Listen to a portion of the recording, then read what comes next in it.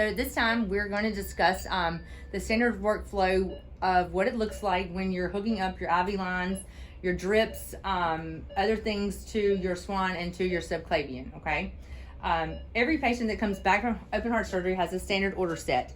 With that standard order set, you're going to have a maintenance fluid, which is normal saline with 20 of K. That's why I have this tubing right here ready to prime and hook up once I get my bag of fluids from pharmacy. So your maintenance fluids will always go to your brown port of your swan, okay, of your right IJ. The reason for that being is because this is a large bore area. The surface area of this is a large bore area. So in the event that, you know, things were to go awry in 3 hours, if you needed to push drugs or you needed to do something emergently, you could do that, and you have your carrier fluid, and you automatically know, hey, use the brown port. That's where my maintenance fluids are going.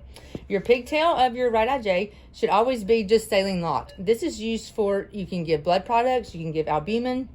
You can, you know, multiple things that you would need to give on a temporary basis, not anything that's constantly infusing. And the reason for that being because we need to also have another line in the event we needed to get something in him emergently, okay? Always remember that you flush these and you withdraw and flush when they arrive back from the OR, because you're not really for sure what the what anesthesia is used during the case, okay? We'll talk about, so now a patient also has a triple lumen subclavian. Also make sure these are, you withdraw, aspirate, and then you flush. So let's talk about where our fluids are going to go as far as our inotropes, our Precedex, our insulin, and any other type of vasoactive drugs that we may use. So if you'll notice, the secondary person, when they were setting up your swan, they're taking down the train track, which has your drugs that you're infusing. So we're going to say Mr. George come back on to butamine, Precedex, and insulin, okay? So our train track is usually always going to our pigtail from anesthesia. So then once we rearrange and put things where we know they need to go, our inotropes, our Precedex, our dobutamine, what have you, will always go to the infusion port of our swan, okay? And that's, we're just really wanting you guys to focus on knowing what needs to go where, okay? Your insulin, so Mr. George came back on 2 units of insulin. It's also going to one of these ports with anesthesia. So then you're going to take it down. Your secondary person will take it down and move it to your subclavian, okay?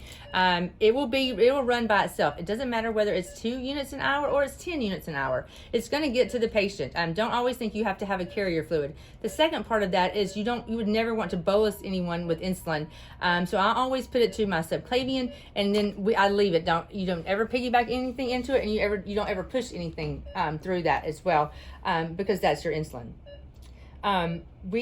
You make sure that you have your green little caps once you've flushed them, and made sure that they are patent, okay? And just make sure you always put your caps on those.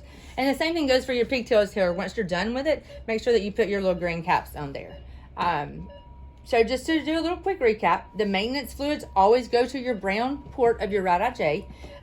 Your white port of your right IJ is strictly just for blood, albumin, anything that you need to quickly get into the patient, platelets, whatever, on that. And remember that your infusion port is always for your inotropes, your Precedex, your dobutamine, your Neo, any of those things. If you'll just take a quick gander once the patient comes back from anesthesia, you will see that anesthesia has a train track and has everything running to the same line. So if anesthesia knew that was compatible, then you should know that you should be okay to move things there. If you ever question it, then always make sure you just reach out to your pharmacy or you look it up to make sure it's compatible.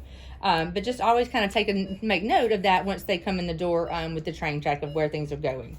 Okay?